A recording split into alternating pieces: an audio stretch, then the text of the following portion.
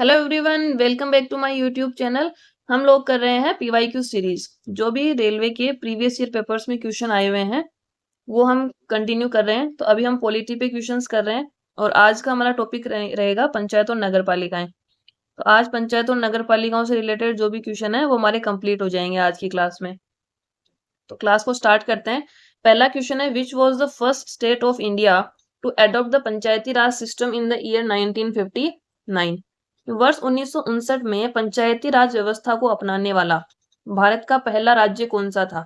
1959 में सबसे पहला राज्य था राजस्थान। राजस्थान ने 2 अक्टूबर 1959 को पंचायती राज व्यवस्था को अपना लिया था और इसका नागौर जिला था जहां से पंचायती राज व्यवस्था की शुरुआत हुई थी। कौन सा राज्य? राजस्थान। राजस्थान का जिला था नागौर और 2 अक्टूबर 1959 को। नेक्स्ट क्वेश्चन है, under which article of the Indian constitution is there a provision that the governor of a state shall at the expiration of every 5th year constitute a finance commission to review the financial position of the panchayat and to make recommendations to this? भारतीय संविधान के किस अनुच्छेद के अंतर्गत ऐसा प्रावधान है कि राज्य के राज्यपाल प्रत्येक 5वें वर्ष की समाप्ति पर पंचायतों की वित्तीय स्थिति की समीक्षा और इस पर सिफारिश करने के लिए वित्त आयोग का गठन करेंगे? तो ये बताया गया है आर्टिकल 243 आई में कि प्रत्येक 5 वर्ष में, कितने साल में, 5 वर्ष में राज्य के राज्यपाल जो है वो प्रत्येक 5 वर्ष की समाप्ति पर वित्त आयोग का गठन करते हैं। वित्त आयोग का गठन करते हैं और ये बताया गया आर्टिकल 243 आई में। उसके बाद अगला क्वेश्चन है, panchayat have been defined in which article of the Indian constitution? कि भारतीय संविधान के किस अनुच्छेद में पंचायतों को परिभाषित किया गया है? तो पंचायतों को परिभाषित किया गया है अनुच्छेद 243 में। किसमें? अनुच्छेद 243। तो ऑप्शन बी इसमें सही होगा। नेक्स्ट है, select the correct order of panchayat institution titles according to the given sequence of their respective designation. Chairperson of gram panchayat, chairperson of panchayat samiti और चेयरपर्सन ऑफ जिला परिषद की संबंधित पदनाम के लिए दिए गए क्रम के अनुसार पंचायत संस्था की उपाधियों के सही क्रम का चयन करना है। ग्राम पंचायत के अध्यक्ष, पंचायत समिति के अध्यक्ष और जिला परिषद के अध्यक्ष। तो ग्राम पंचायत के अध्यक्ष, ग्राम पंचायत का अध्यक्ष होता है मुखिया। कौन होता है? मुखिया। उसके बाद पंचायत समिति के अध्यक्ष, पंचायत समिति के अध्यक्ष होते हैं प्रमुख और जिला परिषद के अध्यक्ष को हम बोलते हैं अध्यक्ष। तो ये हो जाएगा मुखिया, प्रमुख, अध्यक्ष। तो ये हो जाएगा हमारा ऑप्शन बी, मुखिया, प्रमुख, अध्यक्ष। ऑप्शन बी इसमें सही होगा। नेक्स्ट है, the 73rd and 74th amendments to the Indian constitution provide for elections to local bodies. भारतीय संविधान का 73वां और 74वां संशोधन स्थानीय चुनावों का प्रावधान करता है। तो इसमें पूछा है टाइम ड्यूरेशन कि कितने समय के बाद जो है स्थानीय सरकारों का चुनाव होता है। तो ये होता है हर 5 साल के बाद। कब होगा? हर 5 साल के बाद स्थानीय निकायों के चुनाव होते हैं। ये बताया गया है 73वें और 74वें संविधान संशोधन में। अगला प्रश्न है, the 11th schedule of the Indian constitution was added in 1992 by the constitution amendment act. कि भारतीय संविधान की 11वीं अनुसूची को 1992 में कौन से संविधान संशोधन के द्वारा संविधान में जोड़ा गया था? तो ये जोड़ा गया था 73वें संविधान संशोधन से। कौन सा हो जाएगा? 73वां संविधान संशोधन 1992, जिसमें कि 11वीं अनुसूची हमारी बताती है पंचायतों की शक्तियों के बारे में। उसके बाद अगला प्रश्न है, विच of the following options correctly defines alderman in the context of municipal corporation? कि निम्नलिखित में से कौन सा विकल्प नगर पालिका के संदर्भ में एल्डरमैन को परिभाषित करता है? तो देखते हैं। पहला ऑप्शन बता रहा है नगर निगम में वार्ड का प्रतिनिधि या निर्वाचित सदस्य। तो ये तो सही है कि ये नगर निगम में वार्ड के प्रतिनिधि होते हैं और निर्वाचित सदस्य होते हैं। दूसरा है नगर आयुक्त राज्य सरकार द्वारा नियुक्त किया जाता है। ठीक है। उसके बाद है निगम में नामांकित सदस्य। तो निगम में जो नामांकित सदस्य होते हैं उन्हीं को एल्डरमैन कहा जाता है। कि निगम के जो नामांकित सदस्य होंगे, नॉमिनेटेड मेंबर्स, उनको ही एल्डरमैन के रूप में परिभाषित किया गया है या उन्हीं को एल्डरमैन कहा जाता है। तो इसमें हो जाएगा ऑप्शन सी। नेक्स्ट है which committee is constituted by the government if population of a particular area exceeds 3 lakh. यदि किसी विशेष क्षेत्र की जनसंख्या 3 लाख से अधिक है तो सरकार द्वारा किस समिति का गठन किया जाता है। यदि किसी क्षेत्र की जनसंख्या 3 लाख से अधिक है तो वहां पर वार्ड समिति का गठन किया जाता है। किसका किया जाएगा? वार्ड समिति का। तो इसमें हो जाएगा ऑप्शन सी। और ये किसमें बताया गया? ये बताया गया आर्टिकल 243 में। उसके बाद अगले प्रश्न पे चलें। तो अगला प्रश्न कह रहा है भारतीय संविधान के अनुच्छेद 243 के तहत एक नगर पालिका जिसकी आबादी कितनी है, कितने से अधिक है, उसके प्रादेशिक क्षेत्र के अंतर्गत वार्ड समितियों का गठन का प्रावधान है। तो इसकी आबादी कितनी होनी चाहिए? 3 लाख।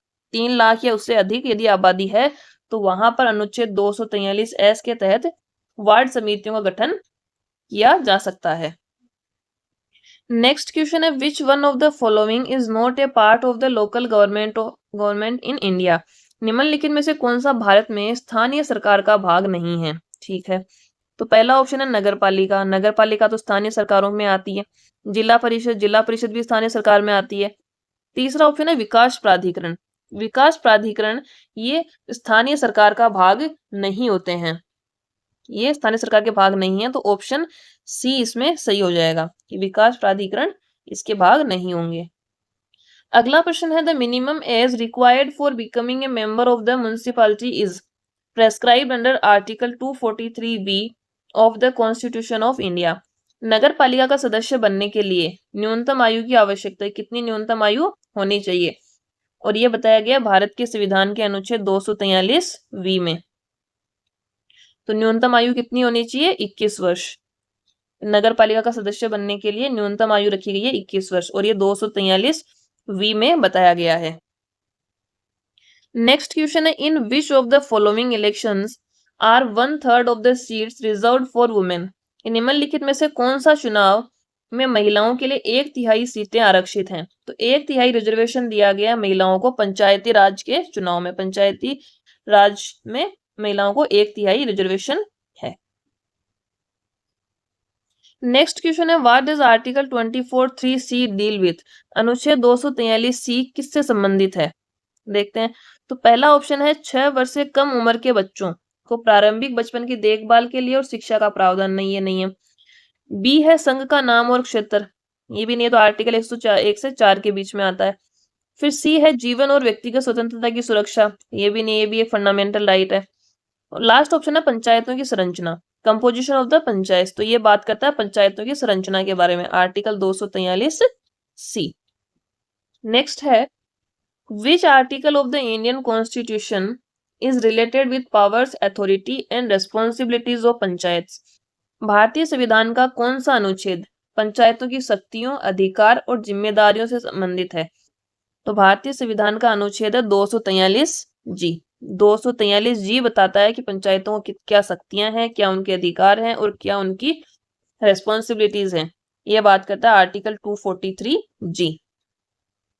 अगला प्रश्न है विच article of the Indian constitution is related with the audit of the accounts of panchayat. ये भारतीय संविधान का कौन सा अनुच्छेद पंचायतों के खातों की ऑडिट से संबंधित है? तो पंचायतों के खातों की ऑडिट से संबंधित है आर्टिकल 243J। कौन सा हो जाएगा? आर्टिकल 243J पंचायतों के खातों के ऑडिट से रिलेटेड हो जाएगा। नेक्स्ट है who recommended that decision making power should be decentralised, elected and local body should be established. किसने अनुशंसा की कि निर्णय लेने की शक्ति को विकेंद्रीकरण किया जाना चाहिए और निर्वाचित स्थानीय निकायों की स्थापना होनी चाहिए। निर्णय लेने के लिए शक्ति का विकेंद्रीकरण यानी कि शक्ति पावर को डिस्ट्रीब्यूट कर देना है, एक ही इंसान के पास या एक ही पद पर शक्ति को है वो केंद्रीकरण नहीं होना चाहिए और जो स्थानीय निकाय हैं वो निर्वाचित होने चाहिए। तो ये सिफारिश की थी बलवंत राय मेहता समिति ने। बलवंत राय मेहता समिति ने, तो ऑप्शन डी। और ये 1957 में बनी थी। कब बनी थी? 1957 में। उसके बाद अगला question, the 3-tier system of Panchayati Raj was first recommended by the in 1957। सबसे पहले 1957 में पंचायती राज की त्रिस्तरीय व्यवस्था की अनुशंसा किसने की थी? तो त्रिस्तरीय व्यवस्था की अनुशंसा की थी बलवंत राय मेहता समिति ने। किसने की थी? बलवंत राय मेहता समिति। अगला प्रश्न है पंचायत राज amendment bill 2018 passed in which assembly show that zone committee of the Panchayati Raj system of 3 tier can be cancelled and the system of 2 tier can be established in the state. ये कौन सी विधानसभा ने पंचायती राज संशोधन विधेयक 2018 पारित किया ताकि राज्य में त्रिस्तरीय पंचायती राज व्यवस्था को रद्द करके 2 स्तरीय व्यवस्था की स्थापना की जा सके। हमारे जब पंचायती राज व्यवस्था को लागू किया गया तो 3 स्तरीय पंचायती राज व्यवस्था को लागू किया गया, लेकिन 2018 में कौन से राज्य ने ऐसा बिल पेश किया है कि ये इसको 3 टियर से घटाकर यानी कि 3 स्तरीय से करके 2 स्तरीय इसको किया है। तो ये किया है अरुणाचल प्रदेश ने। कौन से राज्य ने किया है? Arunachal Pradesh. Option B is correct. तो नेक्स्ट है which was the first municipal corporation of India. Bharat का पहला नगर निगम कौन सा था? तो भारत का पहला नगर निगम था मद्रास नगर निगम। कौन सा था? मद्रास नगर निगम। और इसकी स्थापना हुई थी 29 सितंबर 1688 में। 29 सितंबर 1688 में इसकी स्थापना हुई थी। तो ये हो गया पहला नगर निगम, मद्रास नगर निगम। उसके बाद नेक्स्ट क्वेश्चन की बात करें तो अगला प्रश्न है what was the name of the committee formed in 1986 by Rajiv Gandhi for the restoration of Panchayati Raj institutions for democracy and development. लोकतंत्र और विकास के लिए पंचायती राज संस्थाओं की पुनः स्थापना के लिए राजीव गांधी द्वारा 1986 में गठित समिति का नाम क्या था?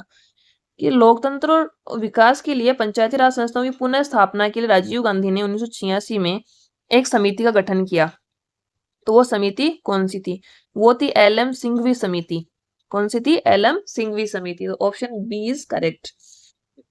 नेक्स्ट है if the panchayat is postponed then election will take place. अगर पंचायत स्थगित होती है तो उसका चुनाव कब होगा? उसका चुनाव होता है स्थगित हो गई उस समय से लेकर 6 महीने के अंदर अंदर उसके चुनाव हो जाने चाहिए। तो इसमें हो जाएगा ऑप्शन ए, स्थगित समय से 6 महीने के भीतर। उसके बाद नेक्स्ट क्वेश्चन है according to Haryana panchayati raj amendment bill 2015 what is the minimum qualification of candidates in panchayati raj institution election. Haryana panchayati raj संशोधन विधेयक 2015 के अनुसार पंचायती राज संस्था चुनाव में उम्मीदवारों की न्यूनतम योग्यता क्या निर्धारित की गई है? कि हरियाणा में एक संशोधन विधेयक पारित किया गया, पंचायती राज संशोधन विधेयक 2015। उसमें पंचायती राज संस्थाओं के चुनावों में भाग लेने के लिए एक न्यूनतम योग्यता निर्धारित की गई। तो वो कितनी की गई है? उसमें किया गया है कि जो भी चुनाव लड़ना चाहता है उसको मैट्रिक पास होना चाहिए। क्या योग्यता रखी गई है? मैट्रिकुलेशन की। उसके पास मैट्रिक की भी होनी चाहिए, तभी वो पंचायतों में चुनाव लड़ सकता है। नेक्स्ट क्वेश्चन है इन December 2015 which of the following options was announced as an important criteria for contesting in the panchayat election in Haryana. दिसंबर 2015 में निम्नलिखित में से किस विकल्प को हरियाणा में पंचायत चुनाव में चुनाव लड़ने के लिए एक महत्वपूर्ण मानदंड के रूप में घोषित किया गया था? तो इसमें देखिए पहला ऑप्शन है घर में एक प्रयोजन मूलक शौचालय। तो इसमें पहला ही ऑप्शन सही होगा। इसमें 2015 में चुनाव लड़ने के लिए ये रखा था कि प्रत्येक घर में जो चुनाव लड़ रहा है उनके घर में एक जो है टॉयलेट की व्यवस्था होनी चाहिए। तो ये जाएगा ऑप्शन ए। और आज का लास्ट क्वेश्चन है हमारा राजस्थान में लगभग 93% आदिवासी महिलाएं सरपंच पद के लिए चुनाव नहीं लड़ सकती हैं क्योंकि वे पर्याप्त रूप से शिक्षित नहीं हैं। तो शिक्षा संबंधी आवश्यक योग्यता क्या है? About 93% of tribal women in Rajasthan cannot contest for the post of sarpanch because they are not adequately educated. What is the essential education qualification? Education qualification Rajasthan में रखी गई है, न्यूनतम योग्यता है कक्षा 5 कि जो सरपंच के लिए चुनाव लड़ रहा है वो कम से कम 5th क्लास में जो है पास हो, इसने 5वीं कक्षा उत्तीर्ण कर रखी हो। हरियाणा में कितनी देखी थी हमने अभी? 10th तक की, उसके पास जो है 10th पास होनी चाहिए तभी वो पंचायतों में चुनाव लड़ सकता है। राजस्थान में है न्यूनतम योग्यता कक्षा 5। तो इसलिए आदिवासी महिलाएं जो है वो सरपंच पद के लिए चुनाव नहीं लड़ सकती हैं क्योंकि उनके पास जो है वो इतनी भी न्यूनतम शिक्षा नहीं है।